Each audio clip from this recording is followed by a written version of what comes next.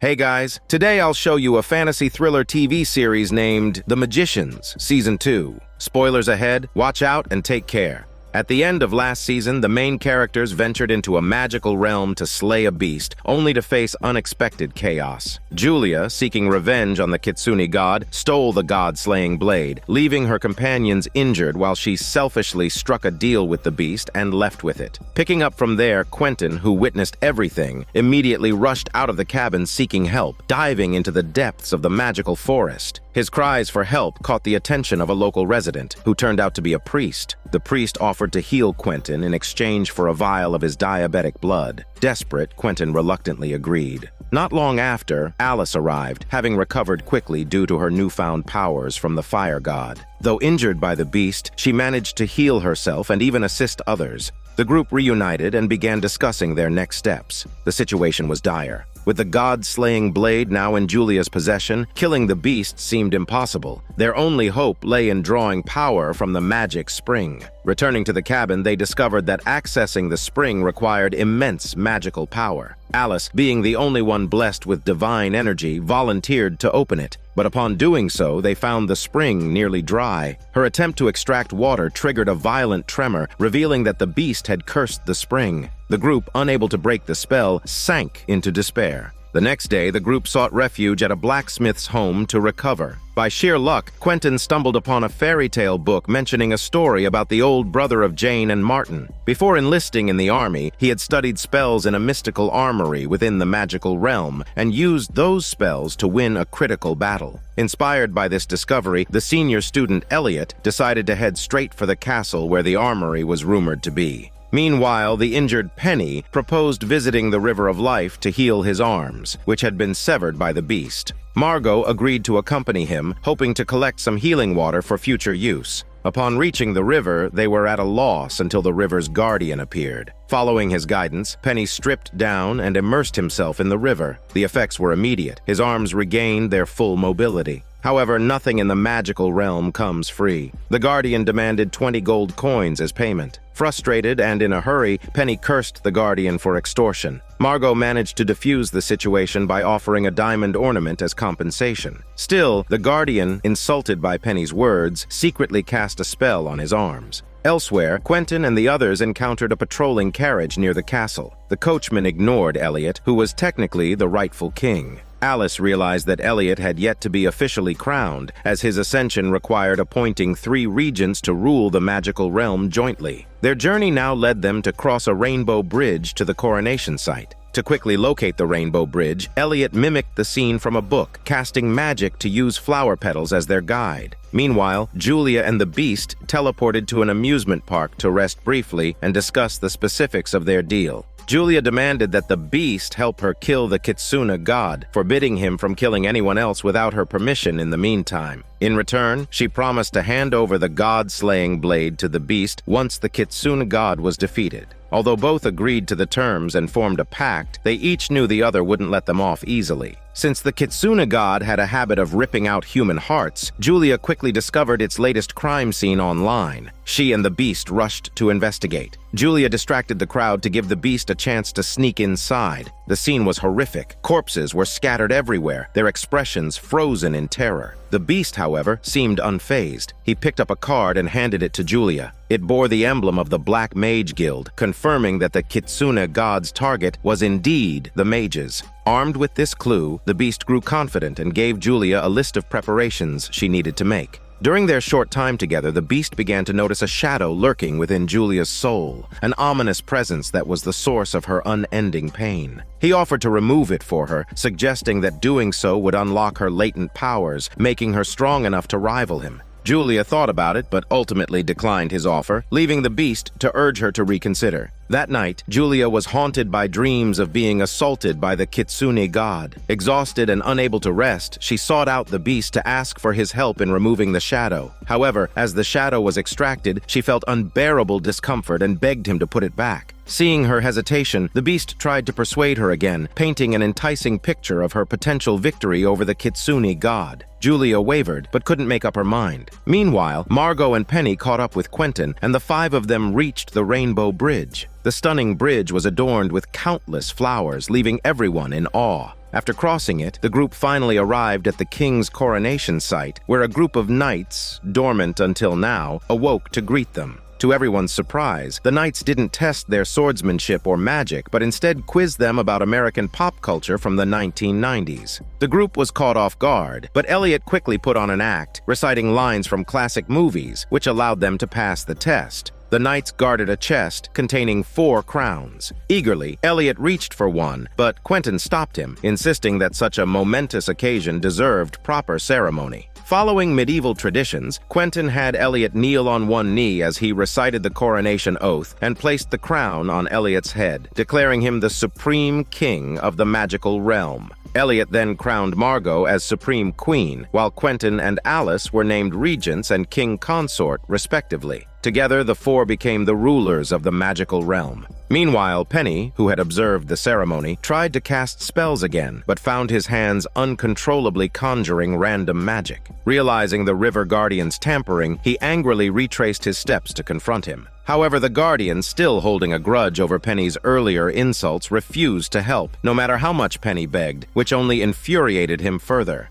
At the same time, Quentin and Alice finally had a chance to sit down and talk, resolving their differences and reconciling. Quentin encouraged Alice, who had always been afraid of her own powers, to embrace her newfound divine strength and test the limits of her magic. Alice casually tried a spell and, to her surprise, instantly grew a lush fruit tree, its branches laden with ripe fruit. Overjoyed, she and Quentin embraced under the tree. Afterward, the supreme king of the magic realm, Elliot, arrived at their loyal castle, where his wife and the kingdom's nobles had been waiting for some time. Wasting no time, Elliot ordered his men to take them to the armory. To everyone's dismay, the armory was in shambles, containing only some tattered books. The group quickly searched for spell books, but all combat magic-related spells had already been taken. Nevertheless, the trip wasn't entirely fruitless. Alice discovered the emblem of the Magic Academy on a workbook, hinting that their next stop would be a return to the academy. As the Supreme King, Elliot was bound to the magic realm and unable to leave, so Quentin bid him farewell. After all the twists and turns, Elliot resolved to become a responsible ruler and govern the magic realm well, ensuring Quentin and the others could leave without worry. As the opening of the second season, this episode continues the dual plot structure of the previous season. The protagonists search for a way to kill the beast, while Julia continues her solo quest, tracking the Kitsune god alongside the beast. Whether her risky alliance with the beast will lead to successful revenge remains uncertain, as Julia's unresolved inner demons, combined with the beast's constant manipulation, might drive her to irreversible darkness, turning her into the next major villain. Another storyline emerges as well, the governance of the magic realm. Despite its outward tranquility, the realm is far from peaceful, especially with the magical springs nearly drained by the beast. As the newly crowned king, Elliot will undoubtedly face numerous challenges. Previously, the protagonist discovered a workbook in the armory marked with the Magic Academy's emblem, prompting them to return to the academy. The group reunited at the academy, where the dean had been awaiting them. Quentin quickly explained the situation to the dean. From the workbook's content, it became clear that long before them, a group of students had ascended to the throne of the magic realm, having learned combat magic from a certain female professor. The dean, deep in thought, sought out the librarian and recounted an old tale. Years ago, combat magic was a mandatory course at the academy, but an accident forced the dean to abolish the subject. The professor strongly opposed this decision and was eventually dismissed by the dean. Before leaving, she hid the combat magic spellbook in the library and vowed that the dean would one day come begging for her help. It seems the professor's prophecy has come true. The dean had no choice but to gather everyone for a massive treasure hunt in the library. After hours of searching, all they found was the professor's home address.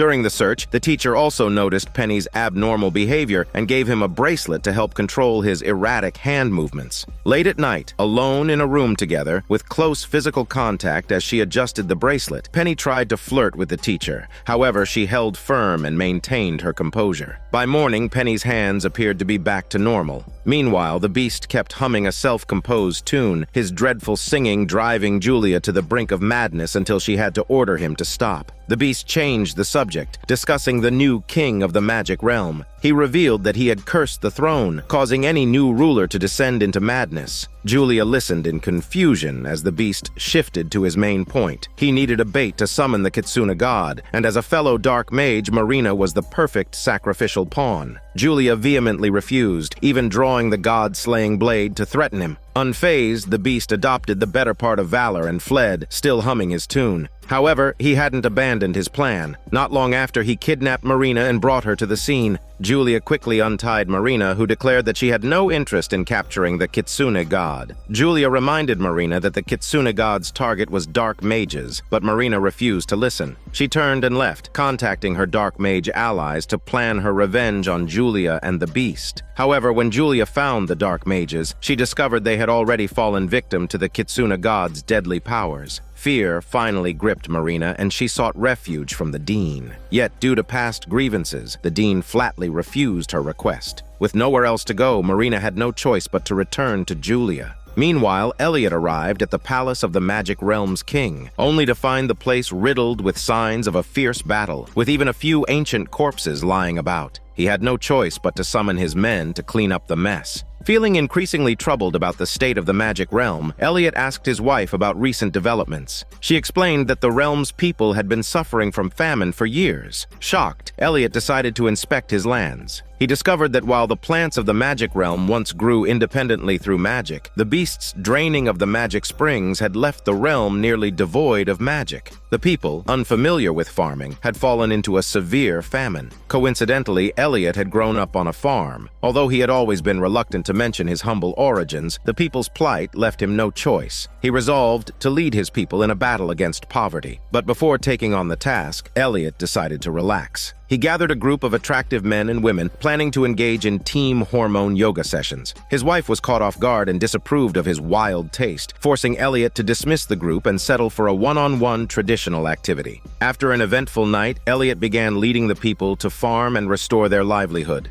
In the real world, the Dean, Quentin, and Alice set out to visit the professor. As the Dean of the Magic Academy, it was no secret that he had lived a wild life in his youth. The professor, an elf, had also shared a romantic fling with him. When the two met, they immediately embraced and tongue-massaged each other, leaving Quentin awkwardly standing to the side. However, there was still serious business to attend to. After explaining their purpose, the professor taught Alice a powerful spell. Alice began practicing immediately, but her progress was slow. The Dean, seeing this, decided to prepare a plan B. Meanwhile, Quentin secretly arranged a meeting with Julia, warning her to leave the Beast before she got hurt. Julia, however, remained resolute. She wanted to kill the Kitsune god first before dealing with the Beast. She also warned Quentin that the Beast had cursed the magic realm's throne. Their conversation ended in yet another argument. Back at the academy, the Dean had the students get tattoos and implanted demons within them. These demons could be summoned as powerful, one-time allies in battle.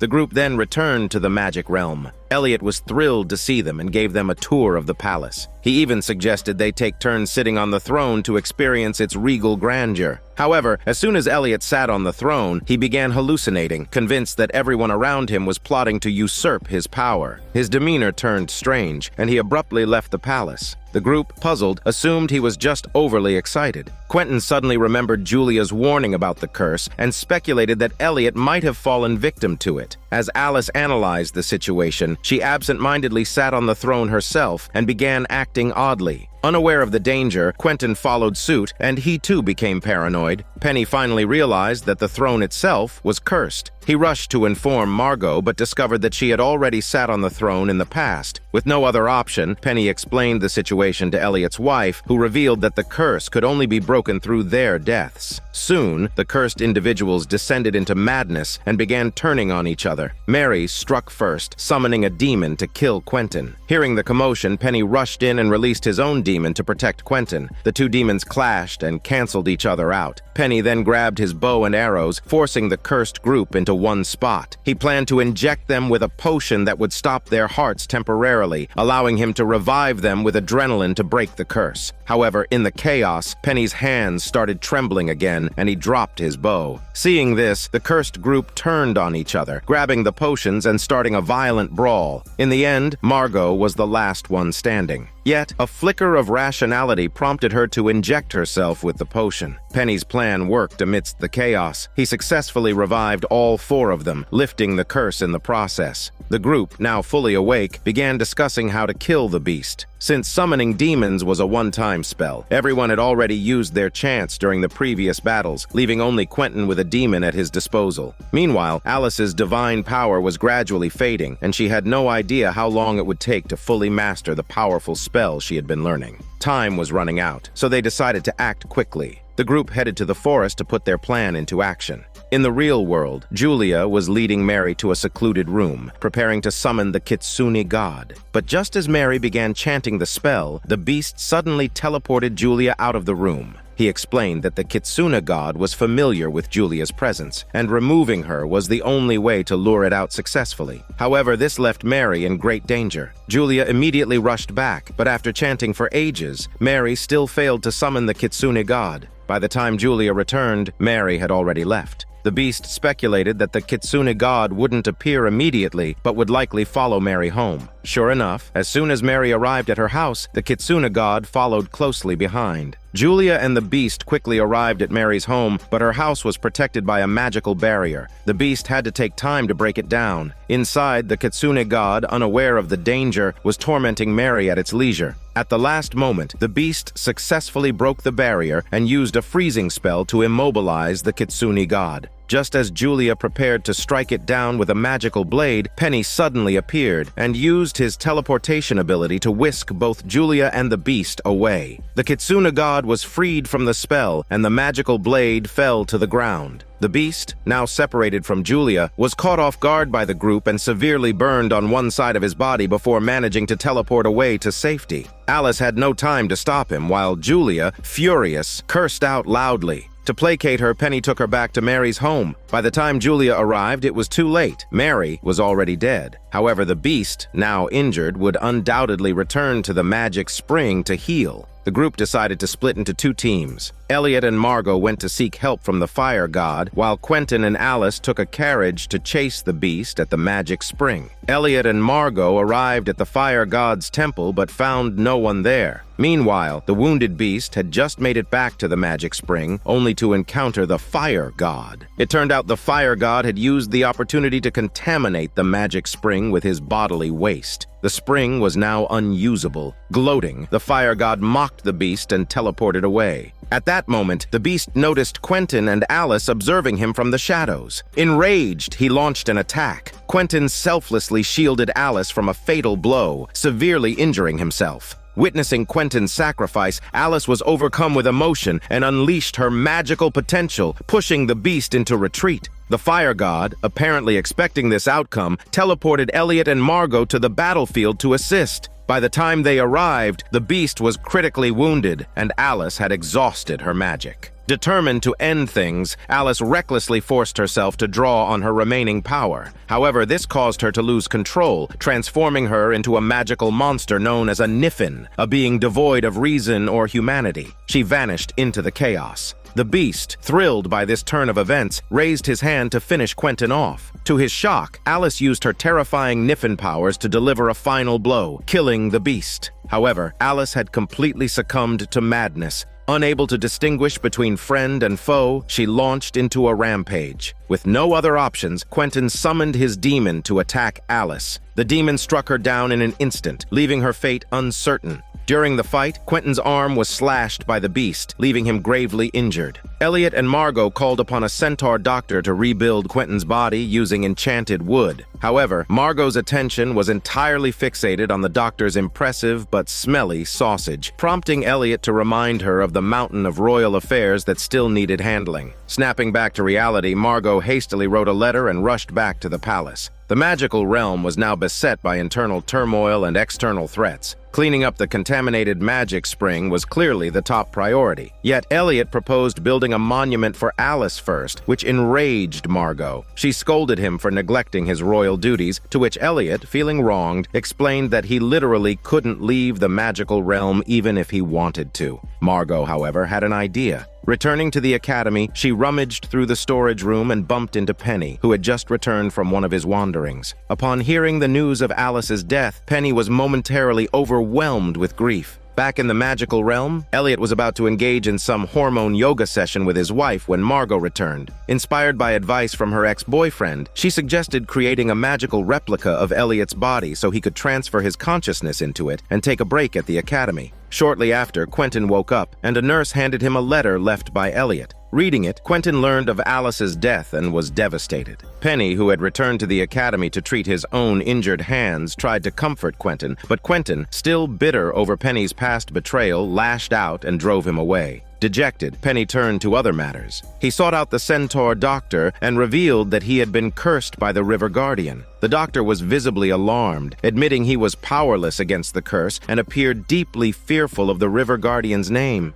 In the real world, Julia sought out her long-lost friend Katie for help. Back when Julia had saved Katie from being attacked by the Kitsune god, the two had forged a deep bond. Naturally, Katie was eager to assist. Julia had preserved Mary's corpse in ice, and before her death, Mary had left a cryptic string of letters on her arm. Katie quickly deduced that the letters referred to a specific book in the academy library. However, since Katie had been expelled, entering the academy would trigger an alarm. Julia, on the other hand, could sneak in, but wouldn't know how to locate the book. To solve this, Katie cast a spell to split her heart-shaped necklace into two pieces. By wearing one piece each, they could see through each other's perspectives via mirrors. With Katie guiding her, Julia successfully located the magical book. Unfortunately, the book was cursed to explode if removed from the library. At the same time, Elliot was eager to return to the academy with Margot. The campus was still hosting wild parties, but to Elliot's annoyance, others had taken over as the party's center of attention. Frustrated, Elliot decided to reclaim his spotlight. Sneaking into the party, he resumed his old hobby of bartending and quickly hit it off with a handsome stranger. The two wasted no time and got very acquainted. Back in the magical realm, Elliot's wife, consumed by passion, proposed to him. Though initially caught off guard, Elliot rose to the occasion and managed to perform on both fronts, experiencing twice the pleasure. The next day, Elliot used his magical replica to meet with the Academy Dean to discuss his predicament of being trapped in the magical realm. While offering no practical solutions, the Dean delivered a heartfelt motivational speech. Inspired, Elliot resolved to adapt to his circumstances and tackle his challenges head-on. Meanwhile, Margot caught Julia sneaking around the academy. After a heated exchange of insults, Margot offered to help. She explained that the magical book could be copied by pairing it with a blank book, because in this magical academy, even copying methods had to be unique. Once they had the replica, Julia and Katie studied the spell within.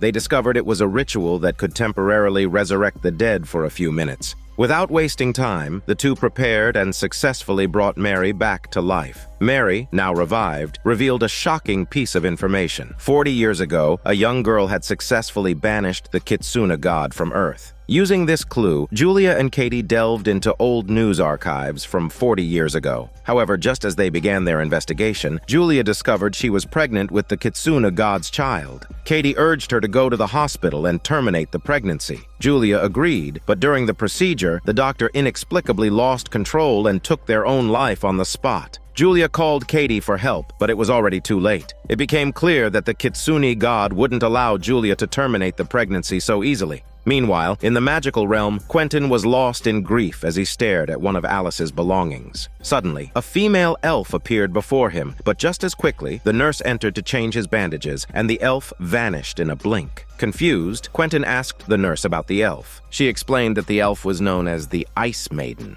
The name sparked something in Quentin's memory, and he hurriedly flipped through a book of fairy tales. At that moment, Penny arrived seeking Quentin's help. His hands had become increasingly out of control, even attempting to strangle him in his sleep. Frustrated, Penny suggested a drastic solution, cutting off his hands with an axe. Quentin hesitated, unable to bring himself to do it. Desperate, Penny taunted Quentin by making crude jokes about Alice's intimate moments, finally provoking Quentin into taking the swing. The next day, Quentin suddenly began practicing archery. Penny, puzzled, asked what he was doing. Quentin explained that, according to the fairy tale, capturing the Ice Maiden he had seen the previous night would grant him one wish. Intrigued by the prospect, especially since he needed to repair his hands, Penny joined Quentin on the hunt. Late into the night, the two finally captured the Ice Maiden. Quentin immediately wished for Alice to be brought back to life, but the Ice Maiden regretfully explained that her powers were limited and she could not fulfill such a wish. However, she was able to grant Penny's request.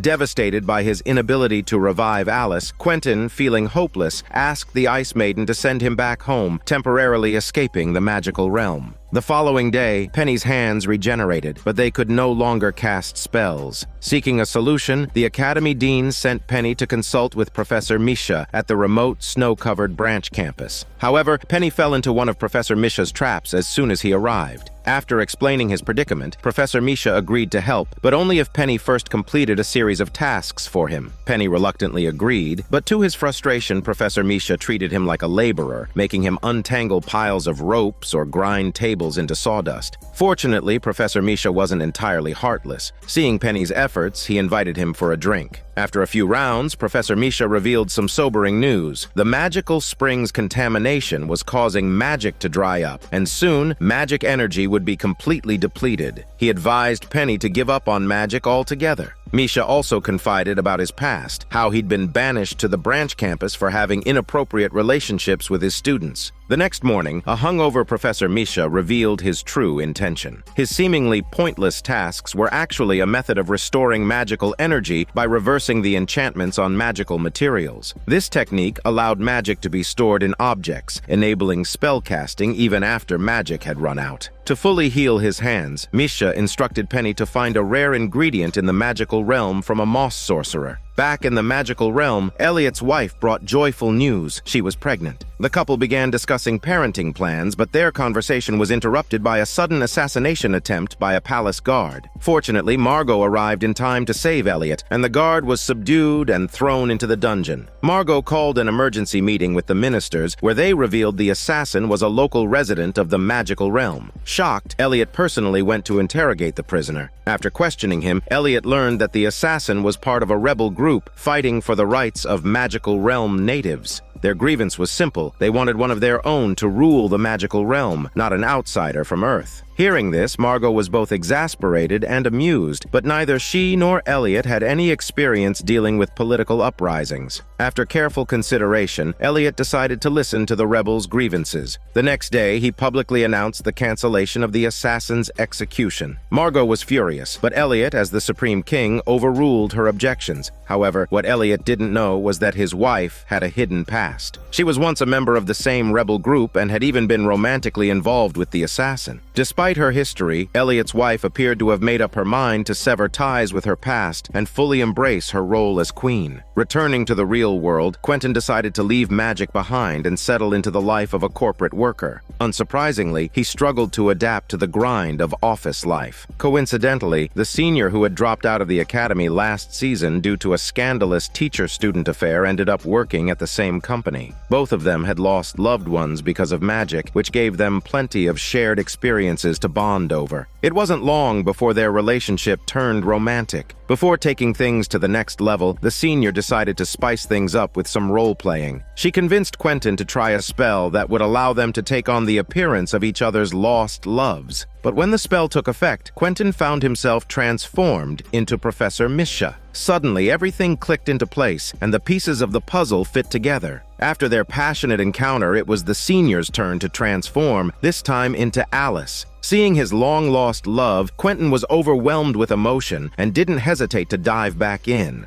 The next morning, the senior wanted another round, but Quentin refused to continue the self-deception. Cold and determined, he stormed out. Unexpectedly, as he stepped into the street, Quentin saw Alice whispering to him. The fact that Quentin could see Alice meant that she wasn't truly gone. Perhaps she still existed in some form. Determined to confirm what he saw, Quentin went to Alice's burial site and performed an awkward summon the Niffin ritual, which amounted to little more than an embarrassing graveyard TikTok dance. Even though Elliot and Margot recognized it as an ancient summoning ceremony, they were too mortified by Quentin's cringe-worthy moves to watch and urged him to move on. After spending hours with no results, Quentin reluctantly gave up and went to Alice's family home to attend her memorial service. Seeing Alice's mother consumed by grief, Quentin couldn't help but feel sorrow himself. However, as he glanced into a nearby room, he caught sight of a strange shadow. Upon closer inspection, it was none other than Alice herself. Stunned and questioning his sanity, Quentin followed her ghostly figure to her father's study, where she directed him to a hidden magic book inside a cabinet. Just then, Alice's father appeared, catching Quentin red-handed. Left with no choice, Quentin explained that Alice's spirit had led him to the book. Her father wasn't surprised, admitting he had suspected that Alice's soul hadn't found peace. As it turned out, the book contained an ancient Egyptian ritual for summoning spirits using pyramid-shaped structures.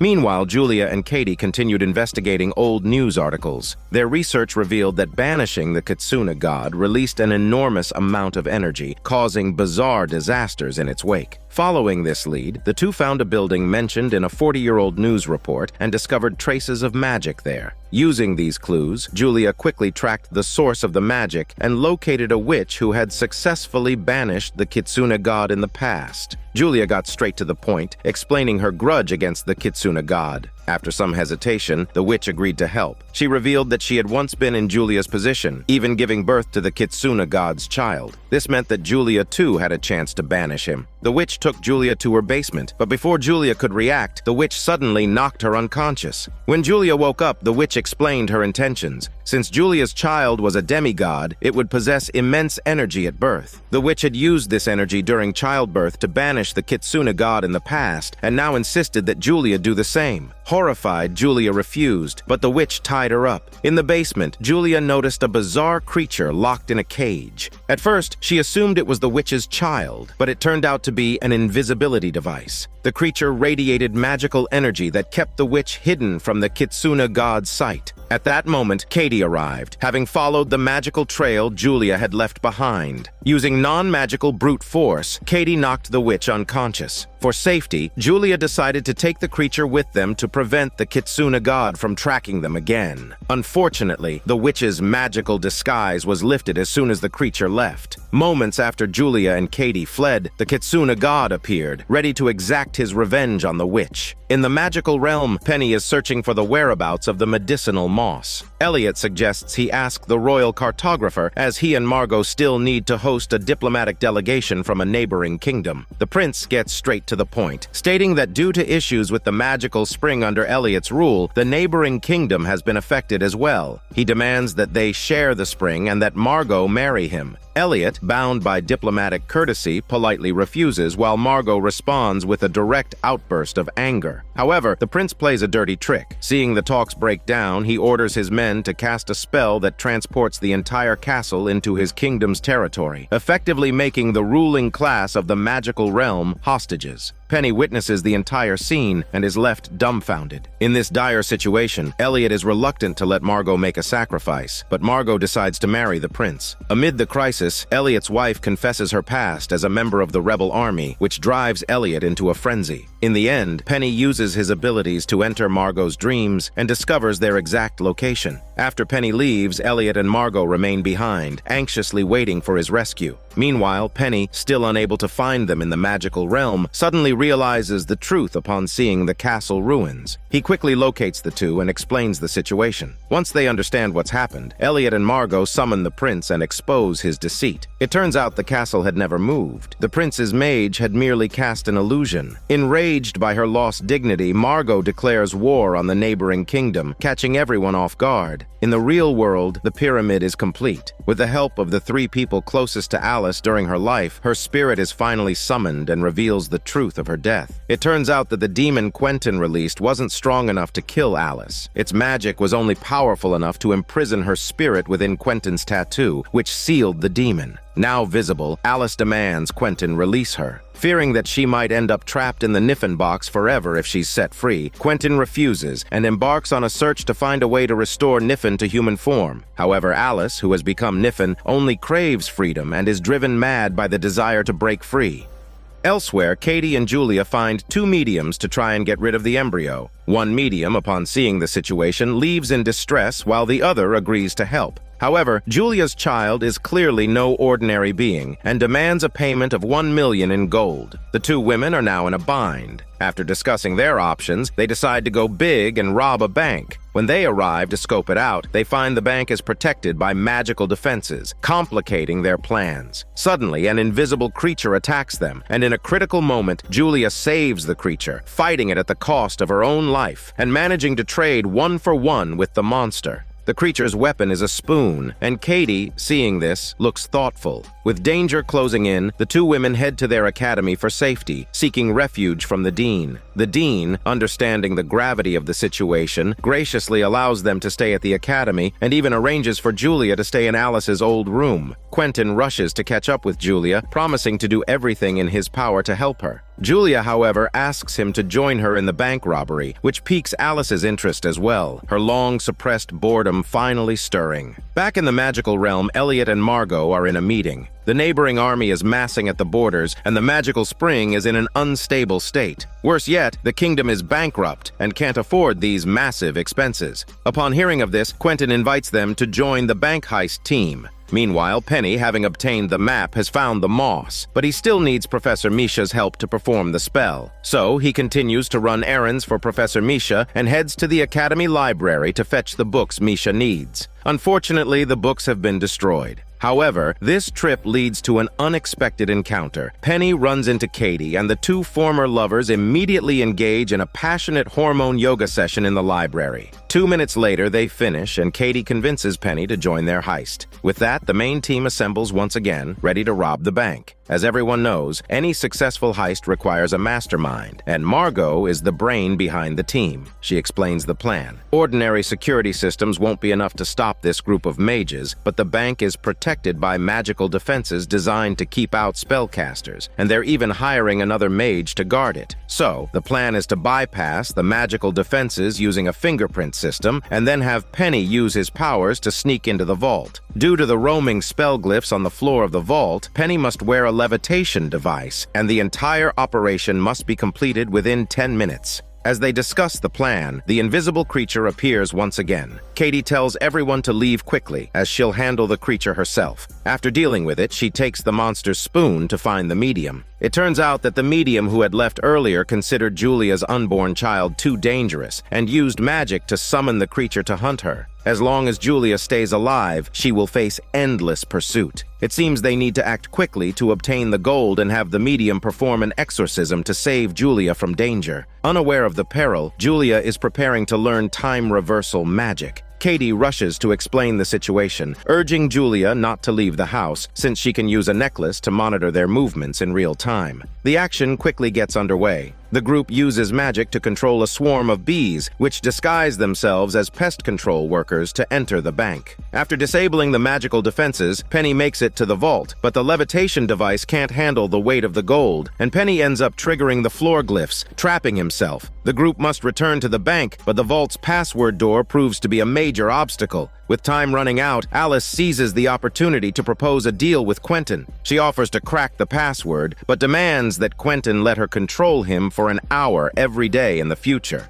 To save Penny, Quentin reluctantly agrees. Under Alice's guidance from outside, Quentin manages to open the vault door, and Penny is successfully freed. However, time has run out, and alarms go off, alerting the guarding mage. Realizing they're outmatched, the group is at a loss for what to do. At this moment, Julia has mastered the time reversal spell, and sensing the trouble the group is in, rushes to help them escape. However, the spell can only be used 4 times, and the group fails to escape 3 times in a row. On the final attempt, Elliot's puppet sacrifices itself to block an attack, giving Katie the chance to defeat the mage. But the puppet's injury affects Elliot's real body in the magical realm. Things get worse when Julia and Margot are ambushed by the invisible creature again. Realizing the danger, Katie grabs the mage's lightning whip and rushes out to deal with the monster. Unfortunately, Julia falls unconscious. When she wakes up, the demigod in her womb has been expelled. However, the cost of this victory is far more than just the gold. With the fetus gone, the shadow over Julia's heart also disappeared, and no one knows what this might mean for her future. The next day, Julia bounces into Katie's presence, full of life and a changed personality. She's now a chatterbox. Fortunately, she hasn't forgotten her primary goal of hunting the Kitsune god and decides to visit the witch to give birth to the Kitsune god's child. Meanwhile, in the magical realm's castle, Quentin and Alice officially sign a contract to exchange bodies for 1 hour every day. Margot talks about Elliot's situation. While the puppet has been retrieved, Elliot's consciousness will still need some time before returning to his body. Seeing that Elliot isn't in immediate danger, Quentin heads back to the academy to check on Julia, only to find her much more lively and different from the Julia he once knew.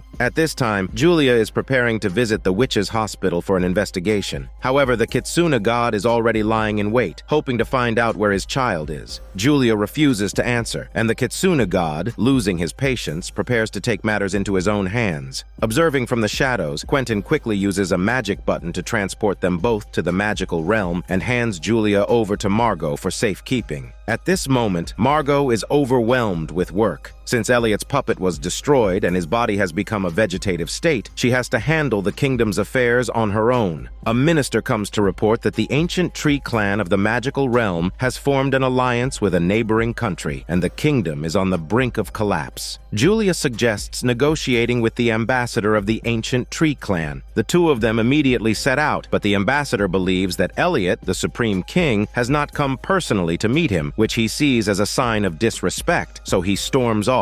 Margot, equally furious, turns and leaves, while Julia stands still, deep in thought. After returning, Margot can no longer hold it together and cries to the unconscious Elliot, only to find some relief from her grief. Julia, however, remains strong and decisive. She comes up with a plan to capture the neighboring country's mage, who had been meeting with the ancient tree clan. From him, she learns an invisibility spell that can evade divine detection. She then calls out to the hidden ancient tree ambassador, offering a gift to be sent to the god of the ancient trees as a sign of goodwill. No one could have predicted that this gift would be a bomb, engulfing the clan's stronghold in flames. Upon hearing the news, Margot is furious, as Julia's actions have enraged all the trees in the magical realm. Margot has no choice but to imprison Julia in the dungeon. Fortunately, amid these internal and external troubles, Elliot's consciousness finally returns to his body and he wakes up. Meanwhile, Penny makes a trip to the library of another world, where he finally finds the book Professor Misha had requested. The librarian tells him that if he agrees to work at the library, he can heal his hand and enjoy other benefits. However, the condition is that he must work there for at least 1 million years, a demand that even a capitalist would shed tears over. Penny, of course, refuses. At the academy, Quentin discovers that while Alice is inhabiting another body, she's desperately trying to find a way to restore Niffin to human form. But with little time to ponder this, he continues his search for clues about the child with Katie. Penny returns just in time to join them, and the three of them discuss the next steps. They decide to use a spell that allows them to glimpse into the past, but only Alice has learned this spell. Seizing the opportunity, Alice demands more time to control Quentin's body, and he reluctantly agrees. The trio heads to the hospital and uses the spell to look into the day of the witch's examination. However, they find that the face of the child's adoptive parent has been magically obscured. With the extra time Alice has gained, she tracks down a great mage who has also become Niffin, seeking advice. This Niffin master knows a way to avoid being trapped in the Niffin box, and Alice humbly asks for guidance. The master agrees to teach her, but demands that she free herself from Quentin's control first, as the prolonged binding has caused abnormalities, making it impossible for Alice to learn the necessary magic while bound to Quentin. Meanwhile, Katie, frustrated with the lack of progress, turns to alcohol to drown her sorrows, even driving away the well-meaning Penny. However, not long afterward, Penny returns from the otherworldly library with a book detailing the witch's life. From it, he discovers the name of the child. Unfortunately, Penny has given up his freedom in exchange for this information, becoming an employee of the library. Katie is deeply moved by Penny's sacrifice. Just then, Quentin returns to the academy, and Penny, who can enter dreams, senses something is off with Quentin. He urges him to let him take a look, but the impatient Katie knocks Quentin unconscious, allowing Penny to enter his mind. However, as soon as Penny enters, Alice kicks him out, and he realizes what foolishness Quentin has gotten into. Upon learning of this, the dean locks Quentin in a cage and sends a doctor to examine him. The doctor warns that unless Alice is released, Quentin will soon meet his death. In the magical realm, Elliot, now awake, immediately begins dealing with national affairs. A minister reminds him that, aside from war, he could settle the dispute by challenging the neighboring king to a duel, though the neighboring king has never lost a one-on-one fight. Furthermore, with the magical spring still polluted and unstable, a duel would likely end in disaster. However, for the sake of his people, Elliot decides to face the challenge and starts practicing swordsmanship from scratch. Elliot's wife offers crucial help. Her father, a blacksmith, once forged an exceptional sword and enchanted it with a spell that combines the skills of all the greatest swordmasters. Margot also takes action. She learns from a minister that the elves can repair the magical spring, so she plans to meet their ambassador. After Elliot uses the enchanted sword and releases its spell, his swordsmanship skills instantly max out. Confident and ready, he prepares to end everything. The day of the duel quickly arrives. The king of the neighboring country stands boldly, sword in hand, exuding a fierce presence. As the tension builds, the two kings engage in battle, exchanging blows in a fierce back and forth. After several rounds, neither can gain a clear advantage. Realizing that he can't defeat Elliot immediately, the rival king retreats into the forest, hoping to use the terrain to his advantage for a counterattack. According to the duel rules, only death counts as a victory, so Elliot reluctantly follows him, entering the forest to continue the fight. Margot, watching the duel from a distance, is suddenly informed that the elven ambassador has arrived for a visit, just as things seem to be reaching a critical point. The magical spring's energy has completely dissipated, and Elliot suddenly finds it difficult to hold his sword steady. He is forced to retreat in haste. Margot must return to the ambassador to ask for help restoring the magical spring. However, the ambassador's condition is that Elliot's child must be given to the elves, which puts Margot in a difficult position. She goes to Elliot's wife, who agrees to pay any price to ensure Elliot's survival.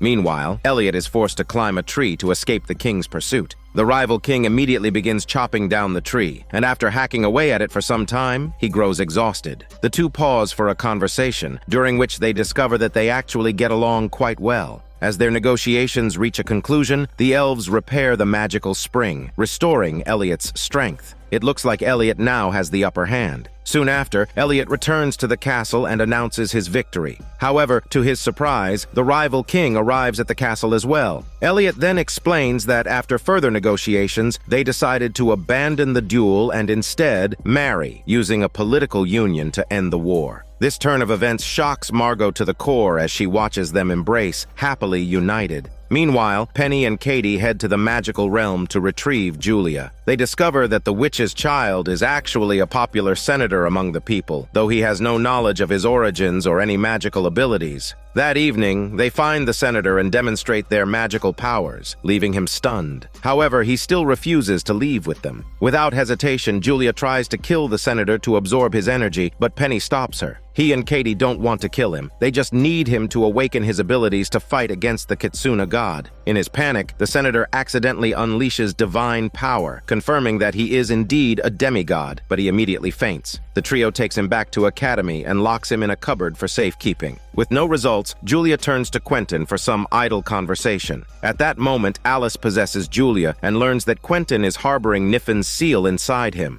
Meanwhile, the Kitsune god senses that his son is at the academy and arrives in person to claim him. While he cannot break through the defenses, he uses telepathy to awaken the senator. Realizing the Kitsune god is nearby, Katie quickly takes the senator to see the dean. The group reconvenes in the infirmary to discuss their next steps. The dean is confident in the academy's defenses and believes the Kitsune god can't possibly get in. However, unbeknownst to him, Julia secretly takes Quentin out of the lab, intending to release the demon Alice to confront the Kitsune god. She pushes Quentin out of the protective barrier, but he doesn't comply. Sensing something's off, Penny and Katie rush to intervene, but they quickly realize they are no match for the Kitsune god. Just when things look bleak, the senator arrives. The Kitsune god, overjoyed to see his son, ignores everyone else and teleports away with him. Due to Julia's reckless actions, Katie is left disappointed and locks her in the academy dungeon. After the incident, Quentin finally makes up his mind to sever his bond with Alice, regaining his freedom.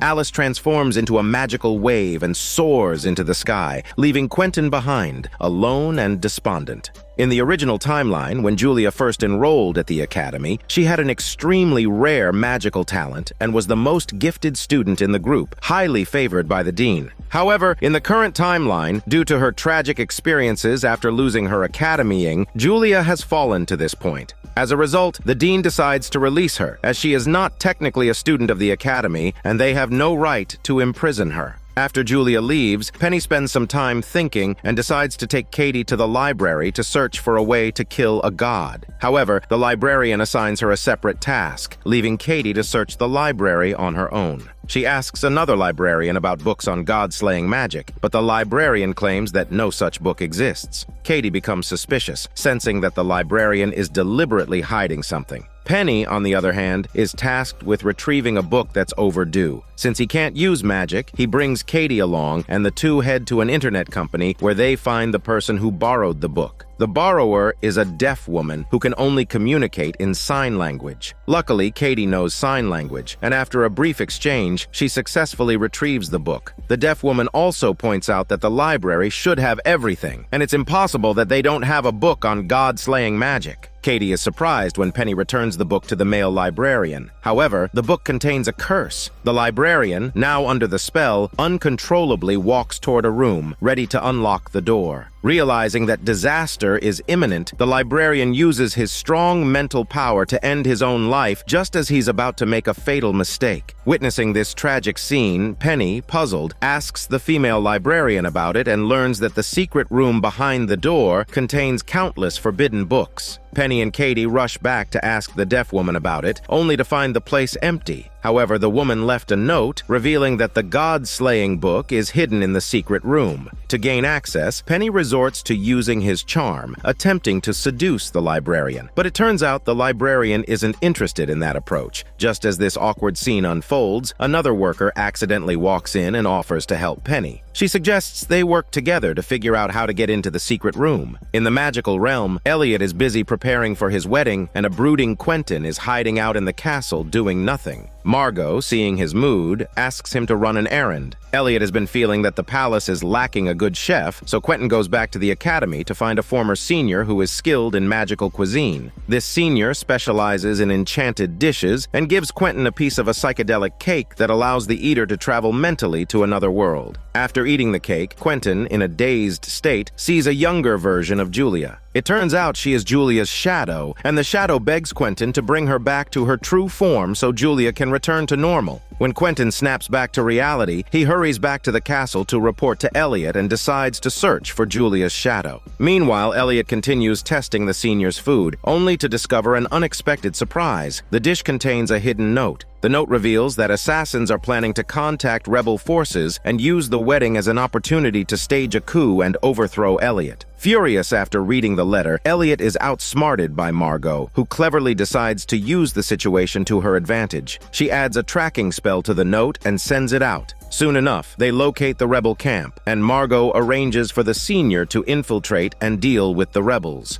After completing their task, Elliot rewarded his senior by granting him the freedom to sleep with any fairy from the magical realm. The senior was overjoyed and set off for some real-life practice. Meanwhile, Elliot's wife had become disturbed by the occasional appearances of the elusive elf. Seeing this, Margot had no choice but to confess to Elliot's wife that she had made a deal with the elf. Naturally, Elliot's wife refused to hand over her child, but it was too late. The elf took her away. On the other side, Quentin and Julia discussed how to retrieve her shadow. With no clear ideas, they decided to consult the dean at the academy. The dean informed them that in a previous timeline, Alice had survived and dedicated herself to studying shadows and the afterlife. By using magic to traverse timelines, Quentin might be able to communicate with this Alice and learn how to retrieve a shadow. With the joint effort of Julia and the dean's magic, Quentin successfully met the Alice from another timeline. She explained that once a shadow is separated, it moves to the underworld. For the living to reach the underworld, they must seek the help of the guardian of the underworld's gate. Just as she finished speaking, the magic's duration expired, and they couldn't even exchange a final goodbye before Alice disappeared. Based on Alice's clue, Julia discovered that the guardian of the underworld was a dragon. Quentin and Julia followed the instructions in a book, and after some effort, found the dragon hiding in the sewers.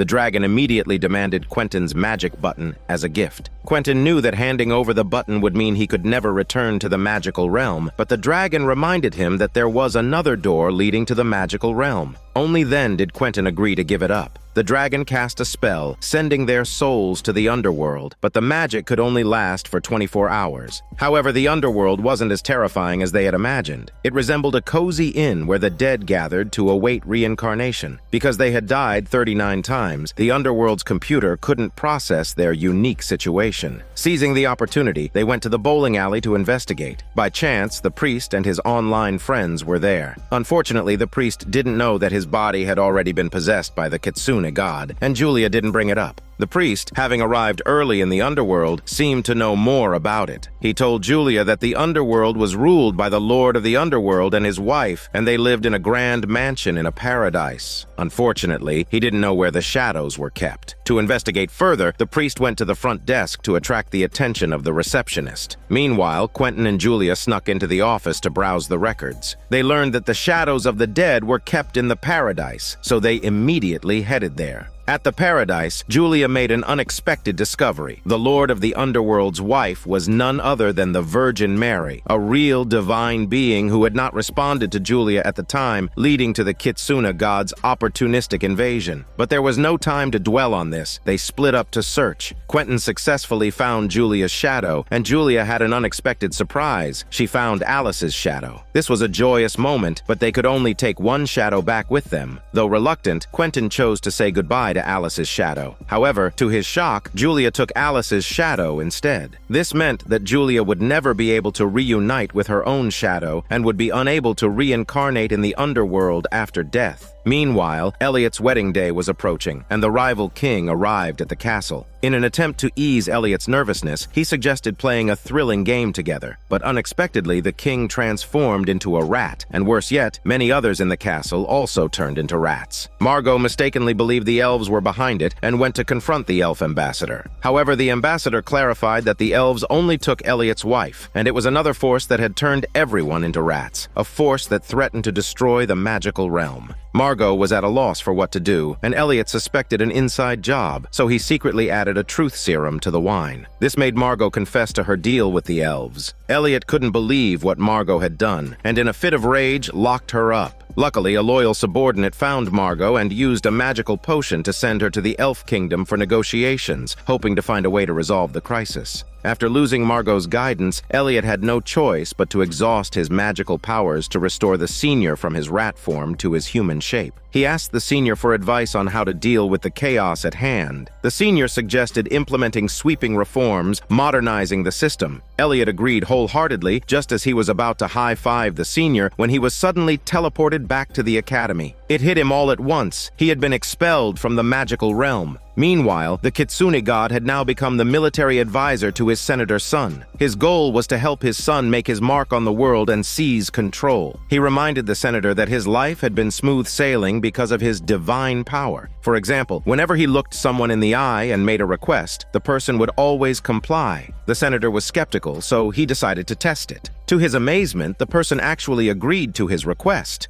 Still in disbelief, he hurried to confess to his wife, only to inadvertently use his divine power again, making her comply with his every word. Disturbed, the senator asked the Kitsune god whether his wife was with him only because of his divine influence. The Kitsune god gave a non-committal answer, and it was then that the senator understood that what Katie had said was true. He angrily confronted the Kitsune god, questioning why he had impersonated the Virgin Mary and done such evil. To the senator's shock, the Kitsune god became emotional, claiming that it was all because the Virgin Mary had once betrayed him. This revelation solidified the Kitsune god's role as a villain, and the senator finally made up his mind to join forces with Katie to defeat the Kitsune god and eliminate the evil, even if it meant betraying his own kin. After Elliot was expelled from the magical realm, a huge mess was left behind. Penny and the worker found a way to access the secret chamber, while Quentin and Julia brought back Alice's shadow. The two of them sought the help of the all-powerful Professor Misha, but he was cold and uninterested, refusing to lend a hand. Quentin, however, mentioned his affair with his student that led to Alice's brother falling into madness, hitting a sore spot with Professor Misha. Feeling guilty, Misha agreed to help. He built a revival device, summoned Alice's Niffin form, and together with Quentin, they recited a spell to merge Alice with her shadow, restoring her to human form and proving that Professor Misha was indeed the most powerful human mage. However, the newly revived Alice showed no gratitude to Quentin. In fact, she looked at him with hatred. After all, who would want to go back to being an ordinary mage when they had once been a powerful and free Niffin?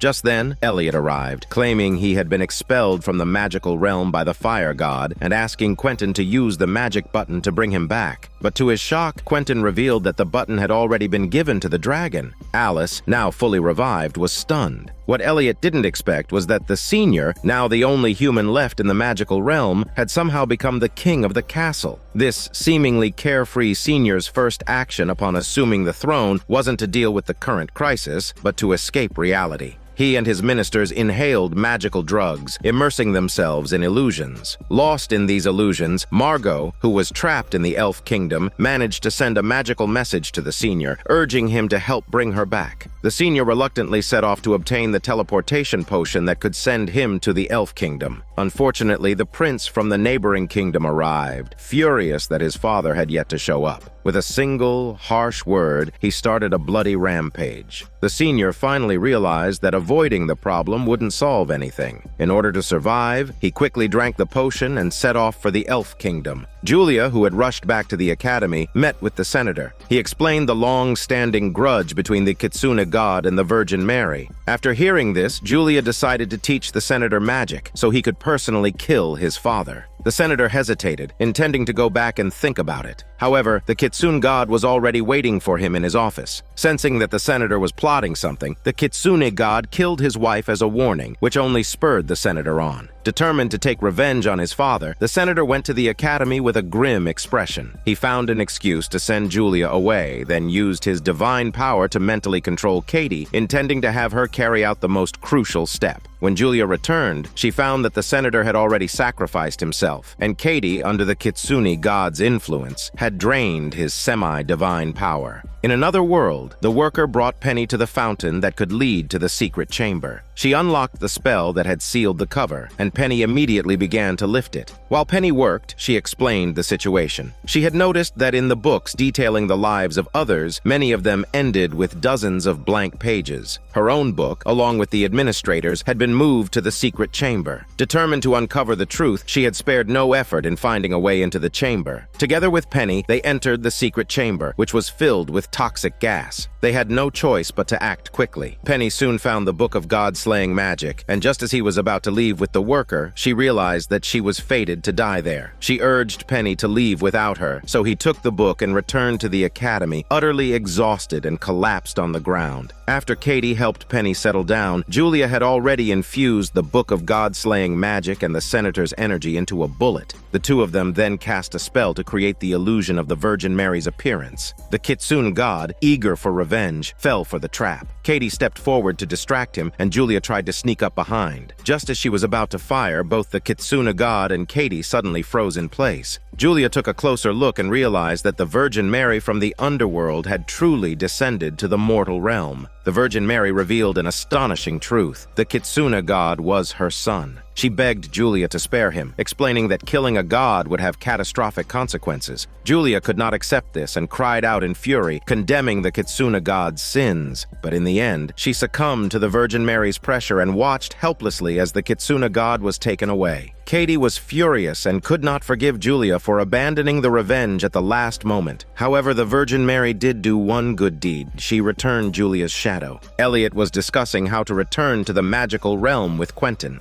Quentin remembered that the dragon had mentioned another door was still open, and it was likely referring to the first clock used for traveling in the fairy tale book. This clock had since been bought by a private collector. Quentin and Elliot quickly tracked down the buyer, who initially refused to admit anything. But after Quentin recited a passage from the book describing the clock, the buyer realized they had a shared interest and led them into his collection room. It seemed that this buyer, like Quentin, was also a fan of the magical realm. The two of them quickly bonded over their mutual interest in the fairy tale book. However, the buyer then carelessly mentioned that Jane had become a time witch when she grew up. Quentin immediately realized that this was a new development not found in the book. Elliot cast a spell and discovered that the buyer had horns. The buyer, seeing that his secret was out, revealed his true identity. He was the Earth God. He had never been killed by the beast as everyone believed. Instead, he had made a pact with the beast, handed over the magical realm, and faked his own death in exchange for survival. Now, he had created a new world within a magical sphere. Elliot was furious upon learning the truth and demanded that the Earth God return to save the magical realm. The Earth God, however, explained that the Fire God had always been a person of twisted tastes, wanting to turn everyone into rats, and even watch the magical realm collapse into chaos and destruction. Elliot suddenly realized that it had been the Fire God's doing all along. Saving the magical realm now would mean becoming enemies of the gods. But thinking of his people, Elliot decided to stand up and fight. Seeing that Elliot had made up his mind, the Earth God handed over the clock to him. In reality, most of the recent disasters had been caused by the Fire God, such as Elliot's wife's pregnancy, his expulsion from the magical realm, the frequent malfunctions of the magic springs, and so on. Of course, Martin's transformation into a beast had caught him off guard, but the Fire God's goal had always been to create chaos, only to destroy the magical realm with his own hands in the end. The appearance of the beast hadn't caused any real problems. To save the magical realm, the group gathered and began planning their next move. At this moment, Margot and the senior were preparing to rescue Elliot's wife, but they were unfortunately discovered by the guards. The guards took them to the Elf Queen, who had already sensed that Elliot was planning to kill a god. She told Margot that she would help, but only if Margot paid a price to leave the Elf Kingdom. Just then, Elliot also returned to the castle. He restored the old king to his original form, and after a heartfelt farewell, Margot and the senior were teleported back. However, Margot was forced to give up one of her eyes in exchange for her freedom. They quickly set about putting their plan into motion to lure the Fire God. Since the Fire God had a great fondness for small cakes, the senior baked a batch of them. Sure enough, the greedy Fire God fell for the trap. Elliot and Margot tried to delay him, asking him not to destroy the magical realm. The Fire God refused to listen and immediately began casting spells, causing the castle to shake violently. Meanwhile, Quentin had found the Earth God, and the two began discussing various topics. The Earth God even took Quentin to visit the new world he had created. It was an orderly place, in stark contrast to the Fire God's love for chaos and disorder. But all of this was part of the plan. Quentin had already sent Julia with the magic sphere to the castle. The Earth God, now caught in the trap, appeared before the Fire God. Seeing his brother alive again surprised the Fire God, but he quickly realized that the Earth God had betrayed him and secretly made a pact with the beast. Furious upon learning the truth, the Fire God, far more powerful than the Earth God, killed him on the spot. The group quickly employed a classic feint tactic. Julia transferred the god-slaying power to her sword to distract the Fire God, then teleported the sword to Quentin, who used it to slay the Fire God. Just like that, the two gods of the magical realm were both dead. Everyone breathed a sigh of relief, and Elliot and Margot continued as the supreme rulers of the magical realm. With the task complete, Quentin went to find Alice. The usually stoic Quentin finally had a moment of realization and used a wave of tenderness to rekindle Alice's old feelings. After a long-awaited reunion, everything seemed perfect. Quentin explained what had happened with the god-slaying, but Alice's face changed when she heard this. It turned out that the two gods of the magical realm were not just deities that sprang from stone. Their deaths would inevitably bring vengeance from their parents. Sure enough, in a higher plane of the divine realm, a figure turned off the switch for magical energy, causing all wizards to lose their ability to cast spells. To make matters worse, Alice's time as a Niffin had caused trouble all over, and now her enemies were sure to come seeking revenge. Meanwhile, in the magical realm, the elves had returned Elliot's wife, but they also sent an army to seize control of the realm. Elliot and Margot were captured and became prisoners, with danger closing in on them from all sides. Just when things seemed most hopeless, there was an unexpected twist. Julia told Quentin that for some reason she was still able to use magic. She even conjured a sparkly firework in front of them, shining like a flame of hope. With that, Season 2 of this drama concludes.